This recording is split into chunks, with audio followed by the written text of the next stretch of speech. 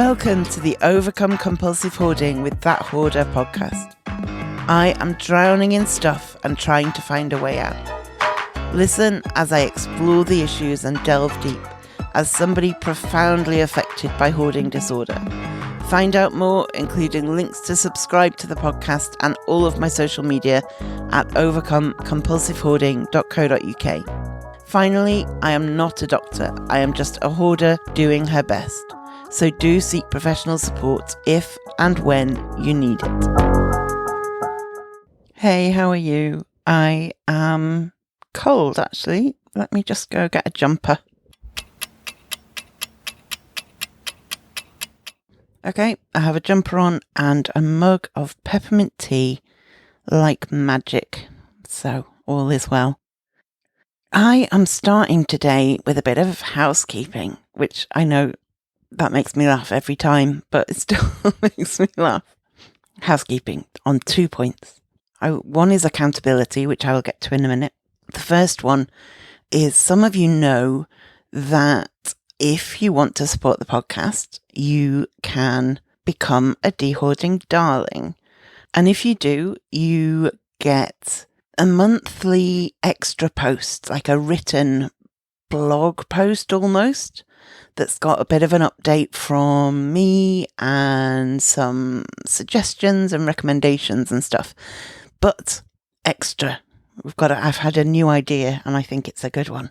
From now on, I'm also going to be asking every interviewee an extra question, a different kind of question, not about hoarding, more about themselves. And their answer to that question will only be available to the Dehoarding Darlings. So when I interviewed Jan in March, I asked her one of these additional questions, and that will be available in April's Dehoarding Darling post. So whenever there's an interview from now on, that's going to happen. If I go a month without interviewing anybody, obviously that won't be a feature, but you will still get the monthly update with recommendations like extra podcast episodes you might want to listen to, a song, and an extra top tip. And you also get access to a Spotify playlist I made that might just help you out with your dehoarding. It's quite upbeat and boppy. So that is the Dehoarding Darling news. Now, accountability news. I've wondered for ages whether there's a way to set up some kind of accountability something for listeners and myself. And I haven't been able to work out how. I think we could all see the benefits, like if we could check in with somebody and both agree that we were doing a particular task and then check in at the end or chat during it or something like that. That would be great. But I couldn't work out how that would work. All I could think of was like an app where we could log in and match with somebody. But obviously, well, not obviously, but I have no idea how to make an app. I wouldn't know where to start. But I've had an idea of how it might work, and I need to get your feedback on whether you think it's a good idea and whether it's something you'd be interested in. Would you be interested in something like a monthly Zoom call where any of us could join, cameras off if you want, my camera would be off, and we could check in at the beginning and say what we're going to do for, say, 60 minutes or 90 minutes, and do it knowing that other people are doing their task at the same time, and then check in at the end and say how we got on. Would that be something you think would be useful? Do you think it's something that you would be interested in doing? Let me know. You can contact me on any of my social medias or at info@overcomecompulsivehoarding.co.uk. And if you are interested, make sure you're signed up to the email list as well to make sure you hear about it. But yeah, I finally, after 3 years of this podcast, worked out a potential way to do this thing that I thought would be useful since quite early on. So, just a thought. So sometimes you want to get something done, but you just need somebody to tell you where to start, right? You need a nudge. Because if we have too much choice in front of us, it can become overwhelming and we just think, I want to do some dehoarding, but there's so much of it that we can't pick a place to start. And so we get overwhelmed and don't start. And I've done a whole episode on where to start, and that's episode 71. So I do recommend going back to that and having a listen if you're regularly having that particular dilemma. But if you are in a position where you just want a nudge, I have 31 nudges for you today. Now, I'm not saying you have to do all 31. Some of these might be areas where you don't especially have a hoard. Others might be too much or too sensitive or anything. But the idea is that if any of them stand out to you as something you feel like you could tackle or something that you feel you want to tackle, go straight there. Do not pass go. Do not collect £200. Everybody is different, and some of these ideas would be easy for me and impossible for you. Others would be easy for you and impossible for me. But it's about giving you a load of ideas and letting you run with them. So let's start. 31 things you can dehoard today. Number 1, old magazines and newspapers. I'm not saying all of them, although if you want to get rid of all of them, all the better. But clearing them out can free up a lot of space. Once, especially if you've been a bit of a collector of them, they can really take up a lot of space and get quite dusty. And I know part of your thinking is, yeah, but I haven't read them all yet, or there was an article I want to re-find. But if you've got hundreds or thousands of them, realistically, even if you wanted to re-find that thing, would it be that easy? Would it even be possible? I think a lot of magazines and newspapers feel very important in the moment because they're so topical, or because we bought them because they're about a hobby we're interested in. And on the day, we think, well, I can't get rid of this. We've got a new prime minister. Or I can't get rid of this because I'm really into making jewellery at the moment. But actually, when we revisit them 6 months or 6 years later, we haven't made jewellery for ages and we're more into knitting now. Or that prime minister was several prime ministers ago and wasn't actually that significant, and we're not that interested in all the talk of their election. And so even if you have a sense inside you that there are vital things in there, maybe have a look through them and see whether they still feel that vital. Number 2, empty boxes. This is one of my go-tos. If dehoarding is all a bit much, something I find actually quite kind of therapeutic is tearing up cardboard boxes. It was kind of one of the places I started when I started dehoarding in earnest. I know you think you need to keep them all. I know you think you're going to sell everything on eBay and then you'll need your boxes to send stuff out in and all of that.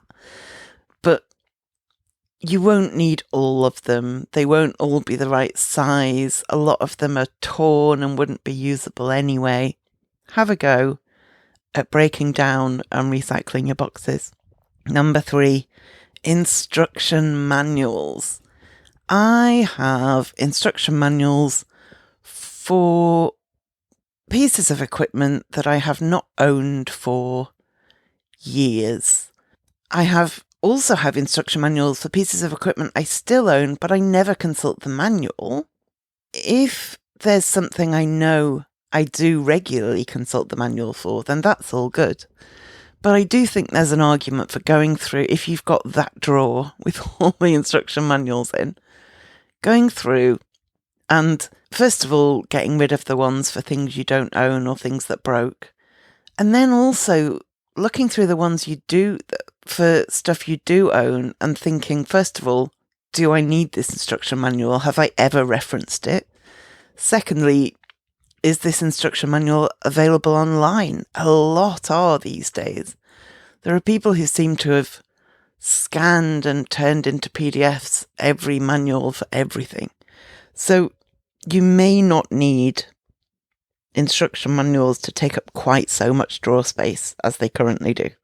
Number 4, and this is one I need to listen to my own advice on. Cables and chargers, especially ones you haven't used for some time. Cords, cables, flexes, whatever you call them.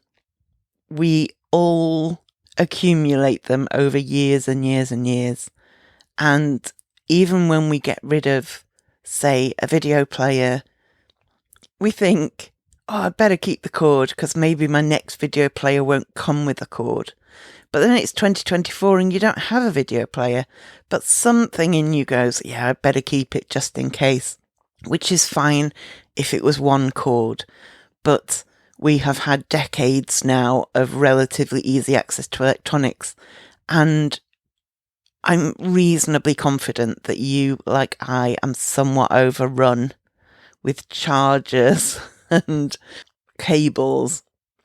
I periodically try and tackle some of them, and I always end up thinking, and so I am giving you the advice to sort through your cables and chargers while knowing that it's something I'm very, very bad at.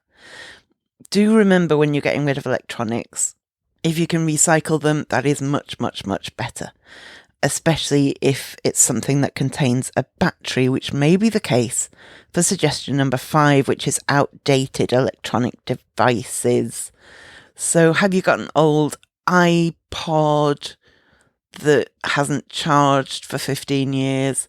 Have you got a box of old phones? Have you got broken video players that haven't worked since 1974? You can clear quite a lot of space by getting rid of a lot of these devices, these gadgets that you just don't use anymore. Again, they can be recycled, and unless you're the kind of person who enjoys taking these things apart and learning about them, or taking these things apart and repairing them, you probably won't miss them. And when I say the kind of people who take these things apart, I mean the kind of people who actually take these things apart, not the kind of people who think they will but never do. Number 6, I have been working on this one.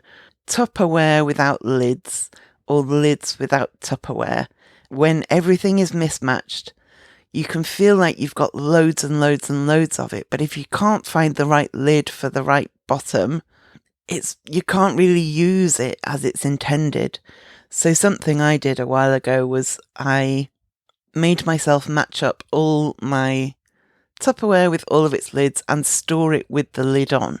Now that takes up more space, but it means that when you need something with a lid, you can find something with a lid.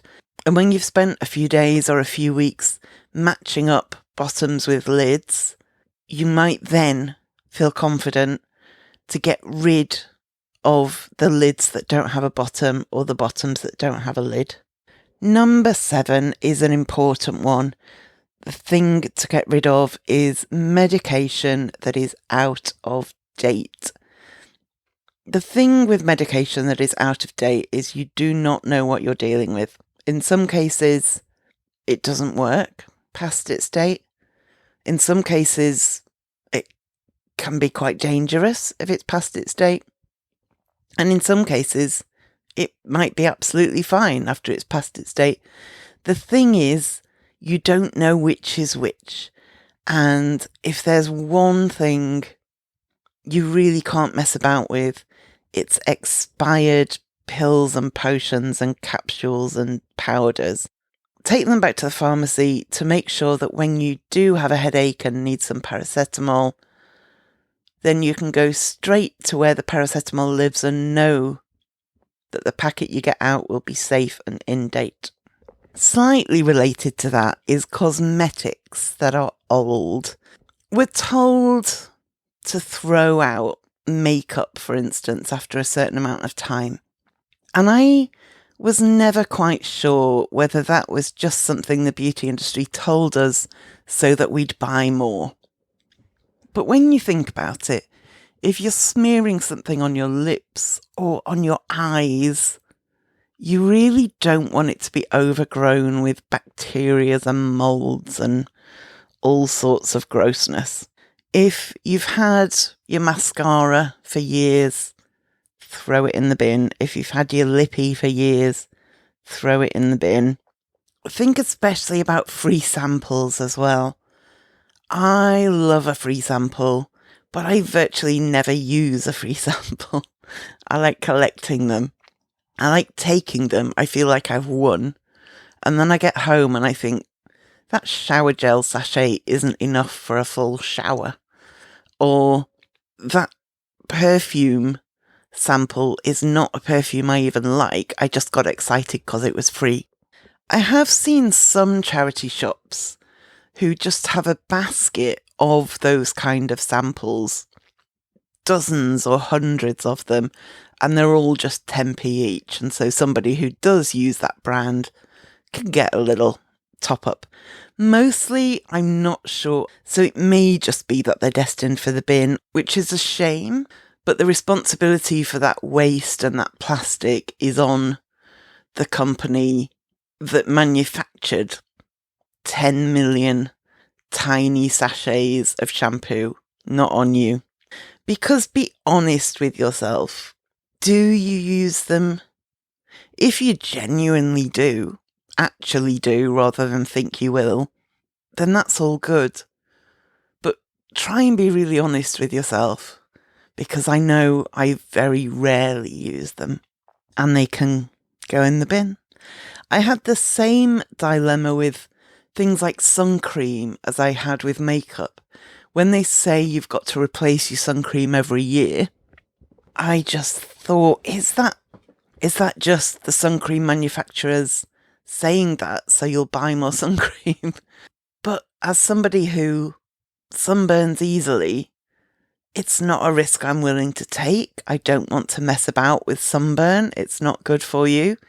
And if you've got, especially if you find sun cream or sunscreen from 10 years ago, just get rid of it. It's no use to you. It's no use to you.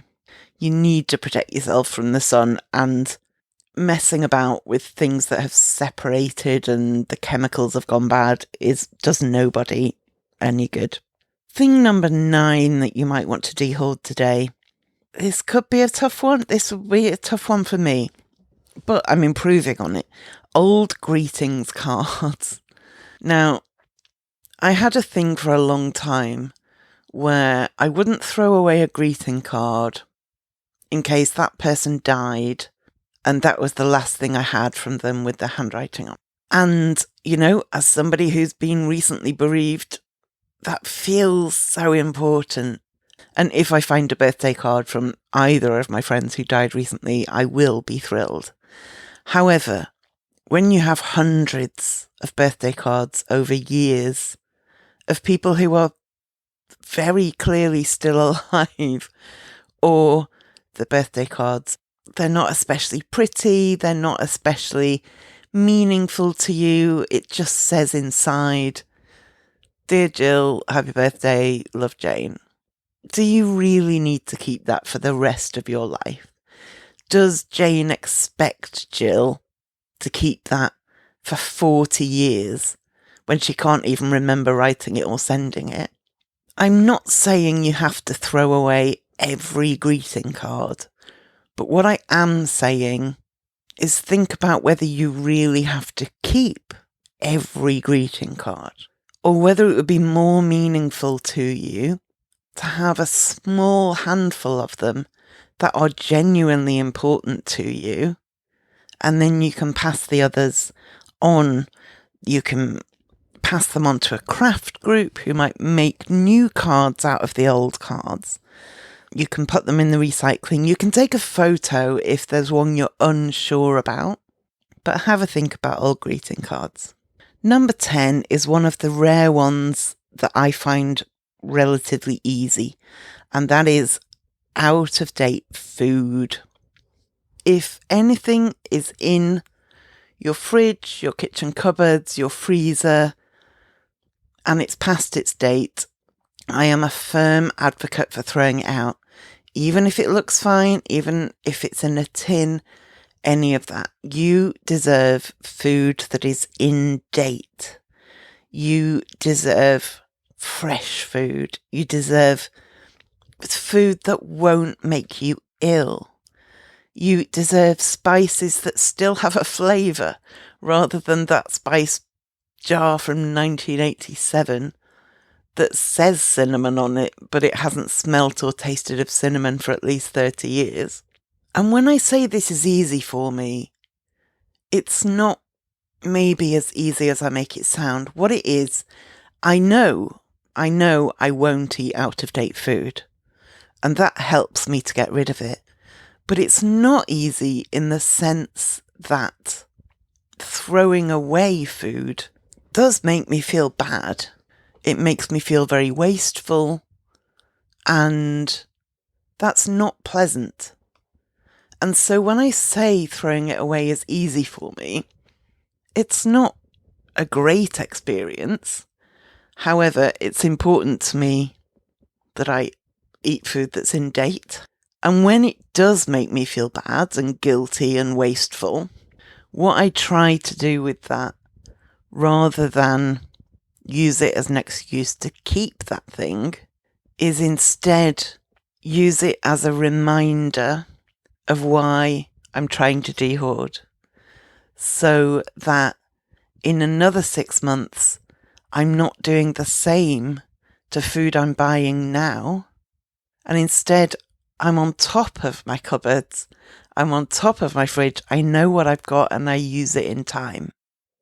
Number 11, books you will not read. You might have already read them and you know you won't reread them. Or you might have bought them or been given them and they're just not your kind of thing. You have no obligation to hold on to a book just because it's a book. We have this kind of magical feeling about books often. I love books. I love reading. But I've had to get past this idea that a book is a magical, sacred object, that once it's yours, you must protect it and care for it forever. That's not the case. Charity shops love books. I've bought many a book in a charity shop. That's how I know this. Libraries sometimes take donations. Sometimes places like children's hospitals, if you've got a lot of children's books, or refugee centres where they're teaching people English. Anything, places like that are crying out for good quality, interesting things that people can read. And rather than gather dust on your shelf for the rest of its natural life, if you feel like a book is a sacred object, think of giving it away as a way of giving it a new lease of life and letting it be enjoyed and appreciated in the way it would want to be. Number 12, pens that don't work. It was a few months ago now, because I had been doing like with like and I had got all my pens together. One night I just got a notepad and I got every pen out of the pen holder and I tested every single pen I owned.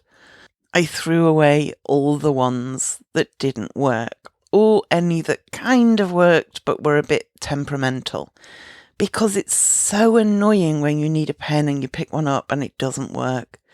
And because I had done like with like, and so I could see right in front of me that I had a lot of pens and I wasn't going to be short of pens, it was relatively easy to get rid of the ones that had gone dry, because I could see that I had plenty left.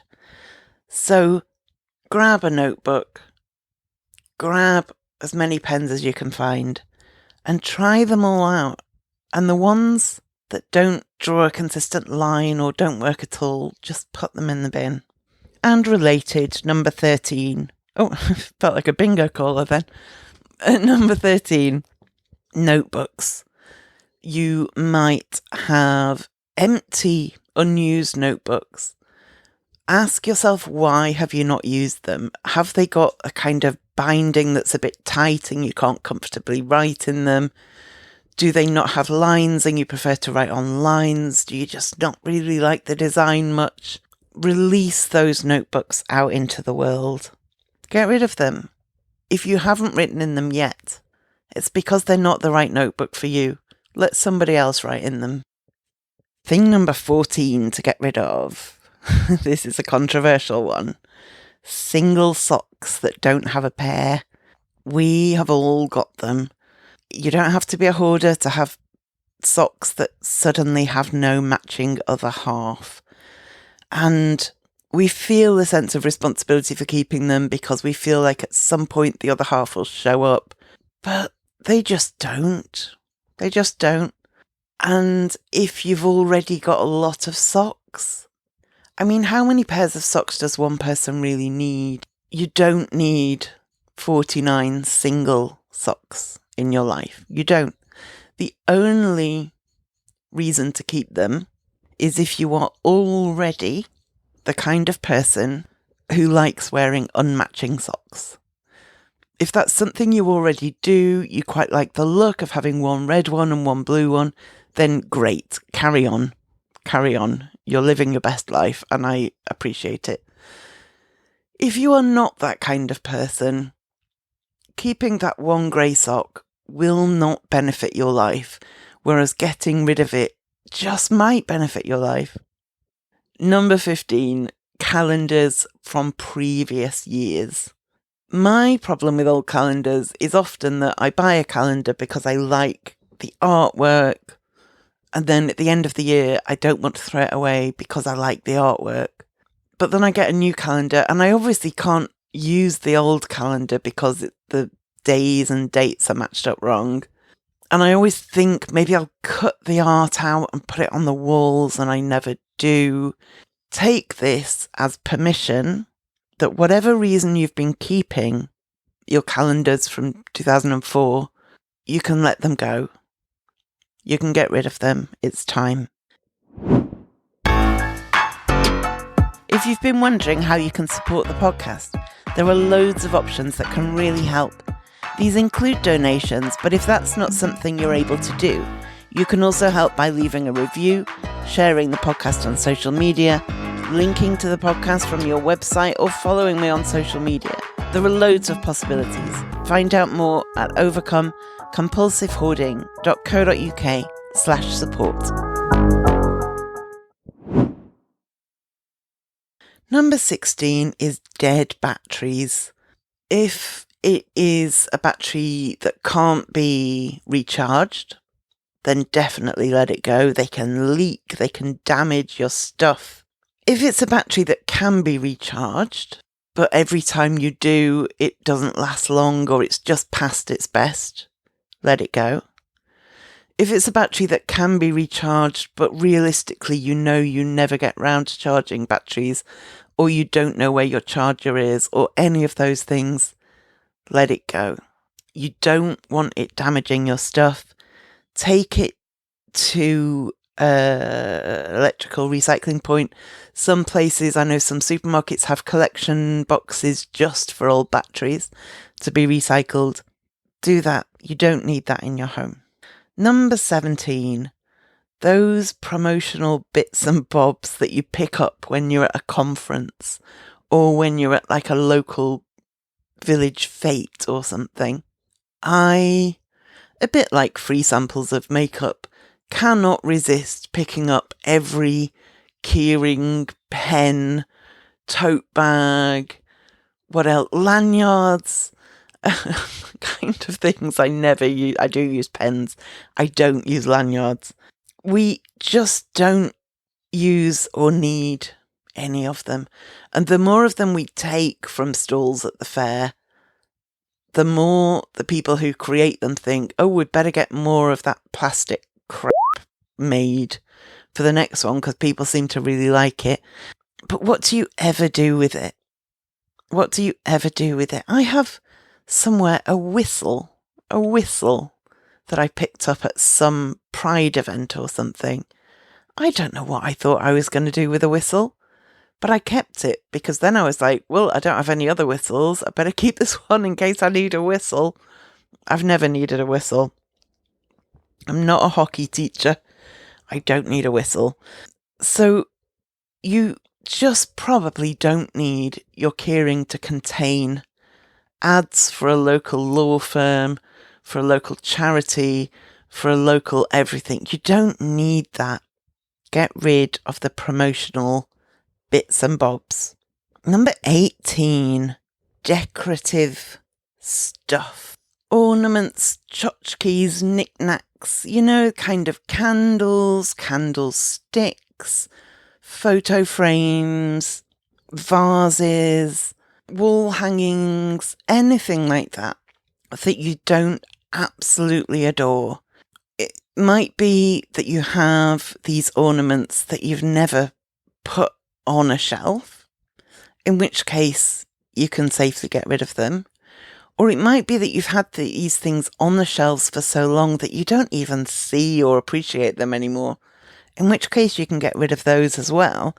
And by getting rid of the volume in that way, then the couple that you decide to keep, you can actually enjoy, rather than them being lost in a visual sea of other bits of decor. Number 19 thing to dehoard is all of those promotional emails that you get in your inbox. Now, that might not sound like it will clear much space, but actually, that's thinking kind of medium to long term. Because every promotional email you get might tempt you to click, and that might tempt you to buy something. And then tomorrow or next week, you'll get a delivery and you'll have more stuff in your house that you will ultimately need to dehoard. And one way to really help with that compulsive acquiring is to reduce the temptation in the first place. And so unsubscribing en masse, if you can, from all of those salesy emails could just do you the world of good. And, make your inbox less horrifying when you open it up. Thing number 20, duplicate kitchen utensils. I sorted out my utensil drawer a while ago, and the number of corkscrews I had was ridiculous. For somebody who doesn't really drink wine, I could justify keeping one. I didn't need 4. I only need 1 potato masher. I'm not going to have 1 in each hand.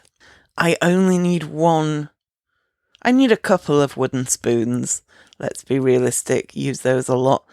But just go through your utensils and think, do I ever use this? And if I do, how many of them realistically do I need? I think the difficulty comes when, say, you need a spatula and you can only get a spatula in a mixed set of 5 other utensils, and so you buy the whole set and you end up with doubles and triples and quadruples of things. Have a look through your kitchen utensils, and if nothing else, it will make opening your cutlery drawer a lot easier. Number 21, and this is a very big category, so I'm going to break it down a little bit, but clothing. The first kind of way to break that down is clothes that you don't wear. The second is clothes that don't fit. And the third is clothes you don't like. And the fourth is clothes that are just torn or worn or stained. Go through your clothes, and if they fit any of those 4 categories, ask yourself some serious questions about whether you realistically are ever going to wear it again. The stuff that is torn or damaged, do your research before donating. Some charity shops can sell that for just by weight for textile recycling. Some have to dispose of it themselves, which costs them money. So if you are getting rid of things that are damaged, Always check with the recipient whether that will earn the money or take money away from them. The things that are good, but just not your style anymore, or were 3 sizes ago, let it go. Category number 22 is jewellery. Whether it's stuff you don't like, whether it's stuff that's broken, whether it's stuff that you just don't wear. I know I don't wear necklaces. I know that. And so when I come across a necklace, I might really like it, but I have to remind myself that I won't ever wear it. And that makes it easier to get rid of. Try and look at your jewellery with as an objective eye as possible and see what you can get rid of. You might want to give it to kids to play dress up with. If it's in good condition, donate it. Sometimes it just has to go in the bin. Sometimes it can be taken apart and sent to a craft club who can use the beads. But try and take a step back from your emotions and look at your jewellery and see what you really want to keep and what you will realistically wear. Category number 23 is kitchen appliances you no longer use. I'm talking bread makers, slow cookers, juicers, any of those things that you bought and maybe you used for a while, maybe you never did, but you know you don't use it now and you haven't used it for a long time. It may be something that you would like to use, but the electric's a bit dodgy, in which case definitely get rid of it. Your safety is far more important than the potential to make an omelette in an omelette maker. And these gadgets, I know from having got rid of my bread maker and my juicer, which I did use for a while, but haven't for years, they take up a lot of space. And you kind of forget that once they've got a place in your kitchen, they just live there. And it's only when you get rid of them that you realise how much space they were taking up. So have a good look around your kitchen and ask yourself honestly, have I made a toasted sandwich in my toasted sandwich maker since 2015? Do I ever use the microwave? You might not use your microwave, I don't know. Look at your kitchen appliances and get rid of the ones you just don't use. Number 24, old receipts and old bills. You probably have piles of paper with a gas bill and a bank statement and a receipt from when you bought your fridge and a receipt from when you bought a block of cheese, all mixed together, and you don't know when they're from, you don't know if they're important. You certainly don't know how you'd find anything if you needed it. Get your shredder out and have a really good shredding session, getting rid of everything that you can. Be aware of tax laws if that's relevant. Be aware of having a recent gas bill in case you need to prove your identity somewhere. But you certainly don't need all of those papers and all of those receipts all mixed up together so that if you did need something, you wouldn't be able to find it. Number 25, again, very much speaking to myself on this one, excess mugs and also glasses.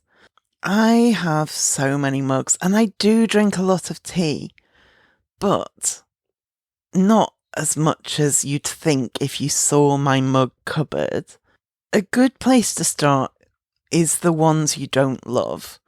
And if you're not sure which they are, have a look at the ones that are stuffed right to the back of the cupboard. Because probably the ones at the front of the cupboard are the ones you'd pick every time. And the ones at the back of the cupboard, they might be a bit small, or they might be a funny shape, or perhaps the handle isn't comfortable. There's some reason you're not using those. That can be a good place to start with the ones to donate to a charity shop. Also, if any have chips or cracks, those chips can be ideal breeding grounds for bacteria. The cracks, rather. I don't know about the chips, but they don't look great. If you have unchipped mugs, then get rid of your chipped mugs. Number 26, old towels and bedding and bed sheets that are just worn out, or they're torn, or they're stained, and they're just not that nice to use. They can take up a lot of space. And if you can get rid of them, that frees up space so that you can properly store the towels and bedding that you do like and appreciate. And everything's not jammed in. When you pull one thing out, everything falls out. Old threadbare towels are not fun to dry yourself with. If you want to chop them up and use them to clean, fine, within reason. Don't chop up 28 towels. You're not going to do that much cleaning. Certainly not enough to warrant that much storage space for dish rags that you can buy for pennies. See how ruthless you can be with your old towels. Number 27. Look at the decorations you've got for Christmas, for Easter, for Eid, for whatever annual celebrations you partake in. I've never been someone who decorates for Christmas or for Easter, but I have friends who do. And the amount of tat they buy every year often really adds up. So try and look dispassionately at your Easter decorations, your holiday decorations, your Christmas stuff. Do you really need all of it? Is there any of it that you tend to leave in the box because you don't love it? Get rid of it. So number 28, unused stuff related to hobbies. A lot of us love a particular thing for a while and then go off it. And we don't want to get rid of that stuff because we spent a lot of money on it and we don't know if we're going to get back into that thing. But if that happens to you quite frequently, then you end up surrounded by the remnants of hobbies past. And that's not practical for day-to-day living. So look at stuff from hobbies you used to have and see what you can downsize. Also have a look at stuff from hobbies you currently have, but that just isn't your favourite stuff. Maybe you like making birthday cards from scratch, but there's just a particular kind of paper that you bought a certain amount of and you just don't like what it's like working with it. You can get rid of it. Have my permission. And once you've got that bit of space freed up from the hobby stuff you're not using, you can use that space to actually do the hobbies you want to be doing. That's got to be a motivation. Number 29, coupons that have expired. And also include in this promotional flyers. If you get a thing through the door saying that Aldi has these things on offer this week, but it's actually this week in 2019. If you've got coupons for your favourite kind of bread, but it's expired, any of that, especially because a lot of people are quite good at keeping coupon things all in one place, whether they use them or not. And so you might have a ready stack there that you can just spend 20 minutes going through, checking the dates. If something is in date, check whether you're really going to buy it. If it's out of date, it is no use to you at all. Chuck that in the recycling. Number 30, shoes that you don't wear, especially if they are old and worn out. Maybe you don't like the style anymore. Maybe your foot size or shape has changed and they're not comfy anymore. Maybe the soles have worn away. Maybe they've got holes in them. Maybe you can only find one of a pair. That is space you could get back quite easily and have space for the shoes that you do wear so that you can actually find them when it's time to leave the house. Or is that just me who can never find shoes? And finally, number 31, old shopping bags. If it is like old carrier bags that you can't really buy here in the UK anymore, not easily anyway, you can use them for your rubbish, but if you've got hundreds and hundreds of them, think about just throwing them away. Replacing them with reusable shopping bags is good, but be careful that you don't end up with dozens or hundreds of reusable shopping bags instead. Just because they are reusable and they're marketed as like the environmental option, they're not the environmental option if you buy 2 or 3 every time you go to the supermarket. That's just overconsumption again, isn't it? And of course, sometimes we forget our reusable bags when we go shopping, but we still don't need hundreds and hundreds of them. So have a look at your shopping bags. Throw away any that are torn or dirty. And of the rest, you could give some to a charity shop, not to resell, but to give to customers to carry their stuff away in. Similarly, food banks often really benefit from proper reusable, decent quality bags. You don't need them all, I promise you, you don't. So that is 31 potential places to start your dehoarding. Have any of them sparked an idea in you? Have any of them given you a thought of, yeah, maybe I could do that. Let's give it a go. Then in that case, give it a go. Let's talk secrets. I keep my hoarding secret, and I often wonder about the effect that these secrets and this shame have on us and on mental health. To start breaking the taboo, I want to hear your hoarding secrets to discuss anonymously on the podcast. I've created a form to submit your secrets anonymously. I won't know who sends what. If you want to tell me your secret for a potential future episode, go to overcomecompulsivehoarding.co.uk/secret. So shout out this week to the BBC Money Box podcast.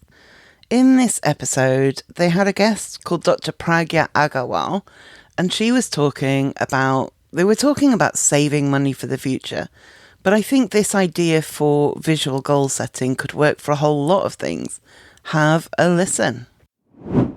I think creating a time stamp and making our goals quantifiable rather than saying, okay, I'll just save for the future, or I want to invest for my future, having some kind of visual representation of these goals and making them something exciting, like if I want to save for a house or I want to save for a good holiday, not just good holiday, but if I want to save for a safari holiday, then I make a visual representation. And that's stick a picture up in the kitchen. Absolutely. Yeah, absolutely. Brilliant. Okay.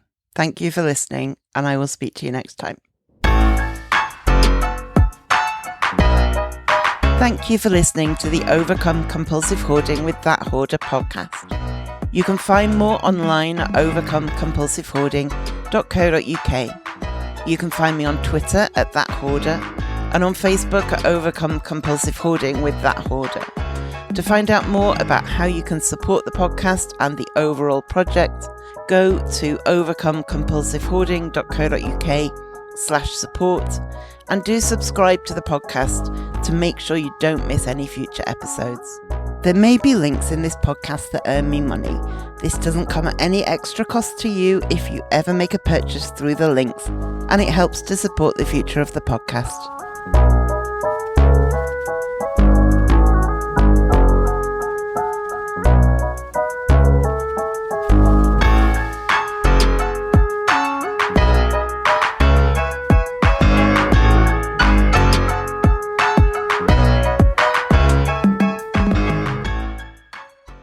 Number 15, Number 15, calendars and Number 15, calendars from previous years.